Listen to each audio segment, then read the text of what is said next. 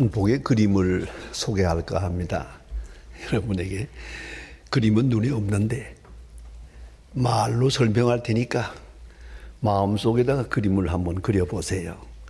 이러한 유명한 그림입니다. 프랑스 화가 에밀 리노프라고 하는 사람이 그린 그림인데요. The Helping Hand, 돕는 손이라고 하는 제목의 그림이 있습니다. 1881년에 발표한 그림으로 세계의 명화 중에 하나입니다. 이 작품의 내용은 여러분이 상상해 볼 수 있습니다. 넓은 바다에 조그마한 배 한 척이 있습니다. 딱 두 사람밖에 탈 수 없는 작은 배 한 척이 바다 위에 떠 있습니다. 그리고 그 배 위에는 늙은 어부가 한쪽에 앉아서 노를 젓고 맞은편에는 손녀되어 보이는 어린아이가, 어린 소녀가 할아버지 손등 위에다가 손을 딱 얹고 노를 젓습니다. 이 두 사람이 지금 노를 젓는데 묘한 것은 할아버지는 서서히 젓는 것 같은데 열심히 젓는 것은 손녀입니다. 손녀는 나름대로 열심히 기쁜 마음으로 이렇게 웃어가면서 노를 젓고 있는데 이 그림의 내용은 뭡니까? 어린아이가 노를 젓는 것 같으나 그건 어디까지나 할아버지 손등 위에다가 손을 얹고 손을 휘젓는 것뿐이고 노는 할아버지가 젓고 있더라는 거죠. 할아버지가 노를 젓는데 그 소녀가 그 할아버지 손등 위에다가 자기 손을 놓고 자기가 젓는 것처럼 이렇게 즐겁게 지금 노를 젓는 그런 모습을 아주 잘 그린 유명한 그림이 있습니다. 바로 이것이 뭡니까? 이것이 인생입니다. 내가 뭘 하는 것 같이 요란을 떨고 뭐 된다 안 된다, 결국은 아무것도 아니에요. 큰 손이 노를 젓고 계시더라고요. 거기에 나는 지금 따라가고 있을 뿐이다. 그런 얘기입니다. 영국의 스케이트 선수로서 국가대표가 되었던, 그리고 1980년 올림픽에 금메달을 딴 스케이트 선수가 있습니다. 로빈 커존스라고 하는 분인데 이분이 스케이트를 통해서 크게 성공할 마음을 가지고 미국 유학을 갔습니다. 미국에 있는 유명한 코치가 이 사람을 시험을 해보았습니다. 한번 스케이트를 해보라고. 스케이트 하는 것을 이렇게 보더니 하는 말이 자네는 형편이 없을 뿐만 아니라 앞으로도 발전 가능성이 없어. 나는 당신 같은 사람 가르칠 수가 없어 하고 돌아섰습니다. 이 사람 여전히 기분이 나빴습니다. 이 선수가. 아니 내가 국제적인 선수인데 또 유명한 사람이 될 거라고 생각하는 자신이 있는데 나를 이렇게 형편없이 평가한다고 그랬습니다. 그래서 왜 그러냐고 코치에게 따졌습니다. 그럴 때 코치는 빙그레 웃으면서 말했습니다. 최고가 되려는 사람이 왜 넘어지기를 싫어하는가? 넘어지는 것을 꺼려하는 사람이라면 스케이트 선수는 애당초 될 수가 없지 라고 말했습니다. 유명한 말로 전해지고 있습니다. 여러분, 실수하는 것을 꺼려한다면 아무 일도 못합니다. 넘어지는 것을 꺼려한다면 어떻게 스케이트 선수가 되겠습니까? 우리 한평생 살면서 실수하지 않으려고 딴에는 여러 가지로 몸부림을 쳤어요. 이것이 전부 망조의 원인이야.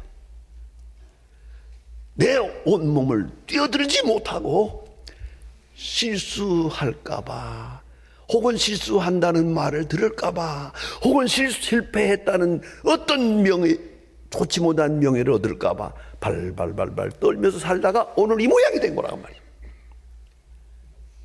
깊은 바다에 몸을 던지듯이 그렇게 신앙적 모험이 없었다는 것이죠. 실존주의 철학자의 대표자인 칼 야스퍼스라고 하는 분을 여러분이 잘 아실 것입니다. 그는 인간 자신의 본래성에 대한 연구에서 남다른 그런 특징을 가지고 있는 철학자입니다. 그가 말한 말 가운데 한계 상황이라는 말이 늘 기억됩니다. 사람은 한계 상황을 기억해야 된다고. 제한된 것이거든요. 뭐든지 하면 된다는 것도 잘못이지만 뭐든지 안 된다는 것도 잘못이에요. 어차피 한계 상황 안에 있으니까요. 역시 철학자다운 한계를 네 가지를 말합니다. 첫째, 죽음이라는 거예요. 죽음에서 벗어날 사람이 있느냐고, 죽음의 그늘에서 벗어날 사람이 있느냐고. 이 문제를 해결하기 전에는 누구도 자유롭지 못한다. 그래요. 명예니 권세니 뭐니 해봐도 마지막은 다 죽음인데요. 이 죽음 문제 앞에 어연할 수 있어야 되죠. 예수님처럼 말입니다. 십자가를 바로 눈앞에 바라보면서 말입니다. 그 모진 고통을 눈앞에 많이 관조하면서 하시는 말씀입니다. 내가 아버지께로 가노라. 내가 세상을 이겼노라. 이것이 인간이 갈 수 있는 최고 승리의 길이란 말입니다. 죽음 문제를 해결하기 전에는 아무 문제의 해결도 없다. 왜 이걸 사람들은 모르고 있다가 끝에 가서야 허우적거리느냐 이거죠. 미리부터 생각하세요. 그리고 인간의 한계 상황을 확실하게 극복할 수 있어야 된다. 인간에게 고통이 있다. 고통 없는 성공도 없고 고통 없는 기쁨도 없어요. 이 한계 상황이에요. 또 인간에게는 갈등이 있어요. 인간의 이성적 능력 때문에 이럴까 저럴까 저랬을까 이랬을까, 이 갈등이라는 건 끝까지 가는 거예요. 의심이란 끝까지 가는 거예요. 언젠가 숭실대학에서 샤플 시간에 설교를 하고 나오는데, 그때가 부활절 설교였습니다. 하고 나오는데 학생 하나가 가까이 오더니 목사님 오늘 목사님 설교를 들으니까 부활이 확실하고 하늘나라가 환하게 보이는 것도 같고 그렇게 확실하신데 목사님에게는 의심이 없습니까? 이런 맹랑한 질문을 하더라고요. 그래서 내가 대답했지요. 의심 있지? 아니, 너보다 더 많지. 이걸 알아야 돼. 의심을 극복하고, 의심을 십자가에 못 박고, 이성적 비판을 십자가에 못 박고 신앙을 택하는 것이 신앙이지. 의심이 없다면 그럼 벌써 죽은 사람이지. 그건 아니지. 여러분, 갈등, 이것이 한계 상황이에요. 그런가 하면 뺄 수 없는 것이 죄책입니다. 다 무언가 잘못된 것이 있고 생각할수록 잘못됐거든요. 그때 그러지 말았어야 되는 건데 죄책에서 벗어나지 못한다. 이 죄책을 십자가에 못 박는 역사가 없이는 새로운 일은 없는 거예요. 그래서 지난 일 잘못한 거 후회하고 그건 뉘우치고 눈물 흘리다가 가는 거지. 그냥 죄책이라고 하는 한계 상황을 십자가 안에서 해결해야만 새로운 세계가 열리는 거 아니겠습니까? 여러분, 오늘 성경에 주님께서 말씀하십니다. 누구든지 사람을 자랑하지 말라. 사람을 자랑하지 말라. 아무도 자기를 속이지 말라. 그만합시다. 자랑거리는 없어요. 자랑할 만한 게 아무것도 없어요. 애당초 자랑하질 말았어야 한 거예요. 자랑거리가 뭐 될 줄로 알고 허우적거리는 게 그게 문제입니다. 요새 아이들이 대학 시험 보느라고들 지금 그럽니다. 몇 점 맞았다 몇 점 맞았다 그리고 그런 걸 내가 볼 때마다 이 초짜들아, 몇 점이면 어떻고 몇 점이면 어떠냐, 낙점은 어떻고 합격이면 어떠냐, 거기서 뭐 좀 아이고, 여러분 잘 아시지요?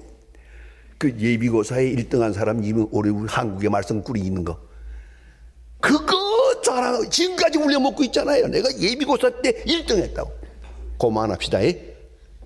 그거 아무것도 아니거든. 왜 그 생각을 못하나. 스스로 속이지 마세요. 그리고 누구든지 사람을 자랑할 생각을 마세요. 아니, 나 자신을 자랑하지 마세요. 그도 그럴 것입니다. 여러분, 농사 이치를 생각해 보세요. 농사하려면 농사에 밭이 있어야지요.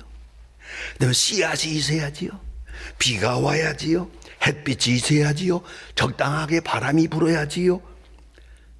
한번 생각해 보세요. 이거 다 우리가 할 수 있는 일이 아니잖아요. 내가 노력하고 땀 흘리고 수고한다고 해봐야 이거 아무것도 아니에요. 그렇게 농사를 했다가도 태풍 한번 불어오면 그냥 싹 쓸어버리고 마는 거예요. 인간이 이렇게 보잘것없는 건데, 그렇다면 오늘 이만큼 살아가는 이 모든 것이 얼마나 큰 은총이겠습니까? 인생은 두 가지가 있습니다. 하나는 만사를 대가와 보상으로 아는 사람, 또 하나는 만사를 은총으로 아는 사람, 두 사람뿐입니다. 그래서 내가 수고하는 대로 되는 줄 알고 그런 거로 수고해라, 땀을 흘려라, 뭐 부지런해라 말합니다만, 내가 요새 목사님들 많이 모이는 데 가서 세미나 강연을 할 때 그런 얘기를 좀 합니다. 요새 설교 주제가 바뀐 걸 아나? 그리고 말합니다. 왜요? 옛날에는 부지런해라 하는 말을 했거든. 부지런해라 부지런해라는 그런 메시지를 많이 줬는데, 요새는 설교할 때 그 말하면 안 돼. 그 노인 부지런하면 여러 가지로 복잡해요. 그거요. 안 그래요? 부지런하는 말을 못 들어봤죠? 저는 설교 안 합니다, 이제는. 왜요? 그건 갔거든, 벌써. 부지런해서 뭘 하겠다는 게 마당을 쓸겠다는 거예요, 도대체가. 그리고 여러 사람 괴롭혀요, 이거? 아닙니다. 우리가 부지런하기도 하고 노력도 하고 피땀을 수고한다고 하지만은, 그래서 그 대가로 내가 있는 줄로 착각하는 사람들이 있어요. 내가 부지런해서 돈 벌었고, 내가 수고해서 이걸 이루고, 내가 땀을 흘려서 뭘 했고, 이러고 스스로 자만하고, 나만 못한 사람을 볼 때는 저놈은 게을러서 저렇다 생각을 합니다. 정말 그럴까요? 우리 잊어버립시다. 만사를 대가로 생각하지 마세요. 그거 아니옵시다. 회복 탄력성이라고 하는 아주 재미있는 책이 있습니다. 김주환 박사님이 쓴 건데요. 한 번쯤 읽어볼 만한 교양서적입니다. 회복 탄력성. 이 속에 나오는 얘기 중에요, 난 충격적이었습니다. 하버드 대학, 스탠포드 대학에서 연구를 해가지고 발표해 놓은 건데요. IQ 140. 여러분, IQ 140, 이건 천재입니다. 140이 넘는 아이를 1470명을 면밀히 연구해 봤어요. 몇 년 후까지 추적해서 연구해 봤는데, 놀라운 것은 이 중에 노벨상 받은 사람이 하나도 없어요. 노벨상은 IQ가 아니라는 거죠. 이게 웅변적인 결론입니다. 머리 좋다고 까불 거 없네요. 그것이 성공의 비결이 아니에요. 왜요? 노력이 있어야 돼요. 노력 뒤에 더 좋은 게 있어요. 즐기는 일이 있어야 돼요. 머리 좋은 거 아무리 좋아도 노력하는 것만 못해요. 노력하는 거 아무리 좋아도 즐기는 것만 못해요. 만사를 즐겨야 돼요. 나는 그 63년도에 프린스턴 가서 공부할 때에 바로 옆에 아인슈타인 박사의 집이 있었어요.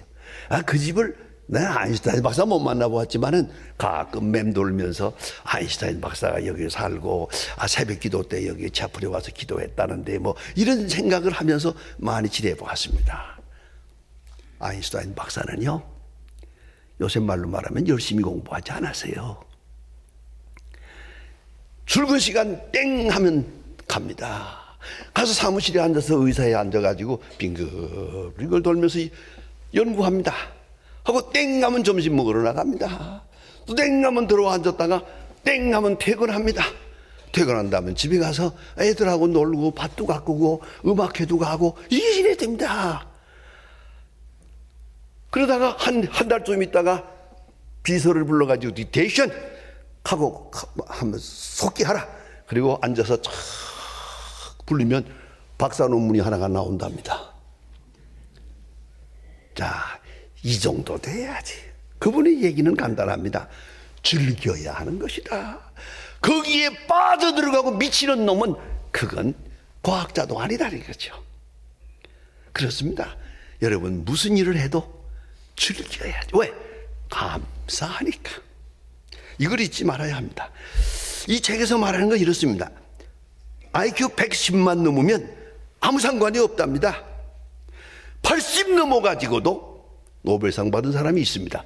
뭐 그렇다면 그런 줄 알아요. 그냥 그 머리 좋다고 까불지 말고 뭐 왕년에 뭐 어쩌고 그만하세요. 그것으로 끝난 거 아니요. 벌써 이 길을 즐기는 게 중요한 거예요. 어떻게? 감사한 마음으로. 그래서 노력의 대가로 산다고 생각하지 않고 지혜로운 자는 한창 은총으로 생각합니다. 내게 건강을 주시니 좋고 이런 시간도 주시니 좋고 이런 기회도 주시니 좋고 감사하게 내 수고는 요것뿐인데 하나님은 더 큰 일을 이루었다고 늘 그 마음 말입니다. 제가 이제 주책 없는 말 한마디 할까요?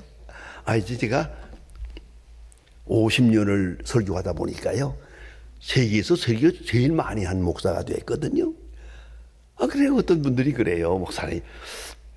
목사님도 설교하신 다음에 아차 그 말을 이렇게 말해야 되는데 이렇게 말했구나. 아이고 이 말은 해야 될 건데 빠뜨렸구나. 그 설교한 다음에 그런 후회해 본 일이 없습니까? 이렇게 후배가 제게 질문합니다.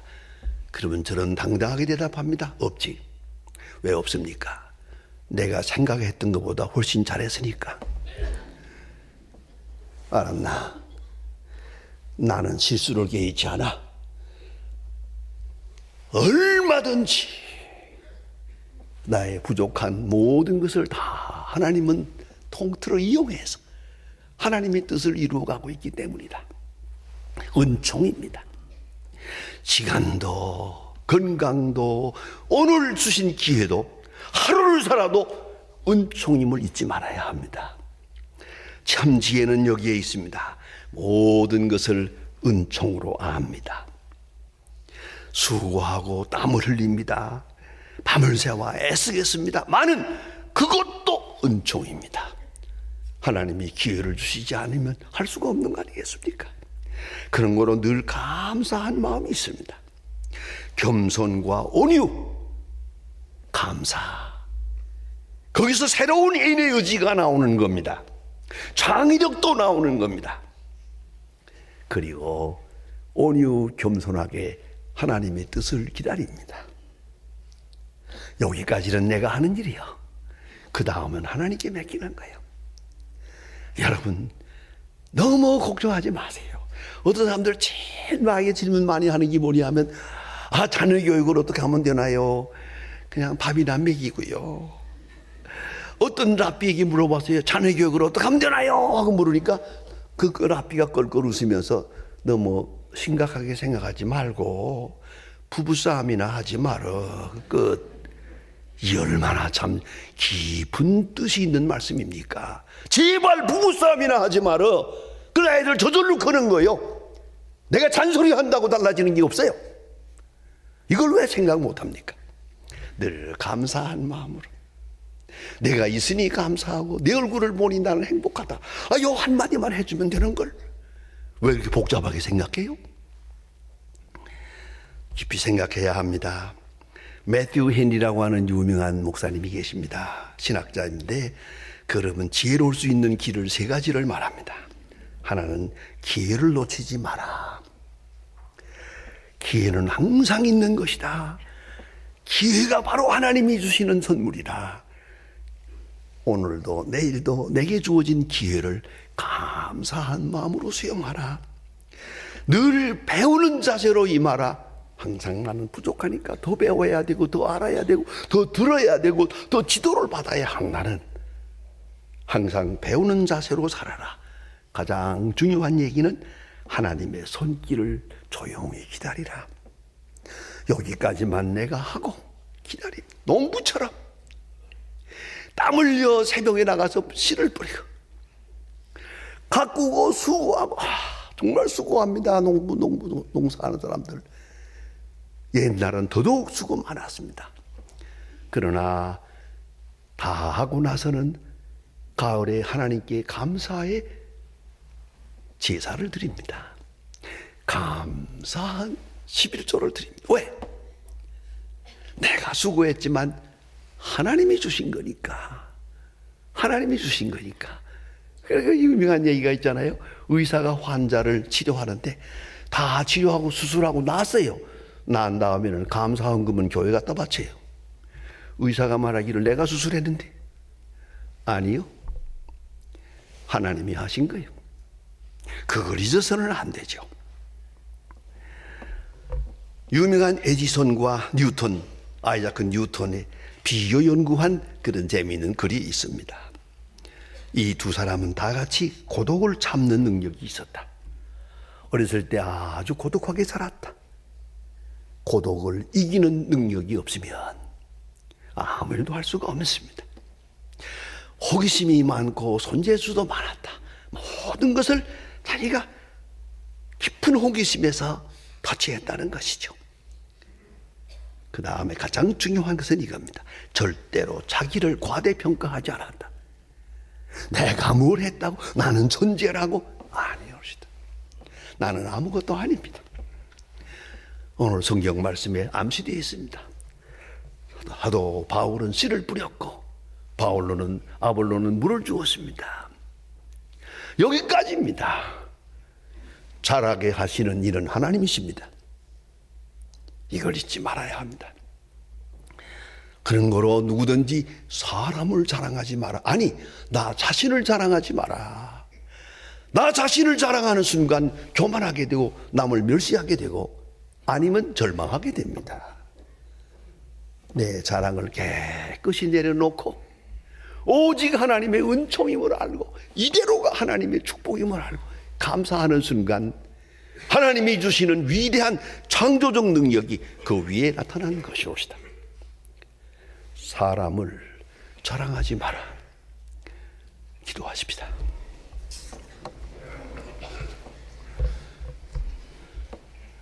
하나님 아버지, 오늘 아침도 저희들을 성전으로 불러주심을 감사합니다. 주여, 이제는 겸손하게 하옵소서. 자기 자랑을 다 내어놓게 해 주시옵소서. 오직 주의 은혜, 주의 은총만을 생각하며 감사, 감격한 중에 그렇게 남은 해를 살게 해 주시옵소서. 감사로 생각하고 감사로 기도하고 감사로 살고 감사로 말하고 남은 생은 오직 주의 은총에 응답하는 귀중한 생이 되게 하옵소서. 예수님의 이름으로 기도합니다. 아멘.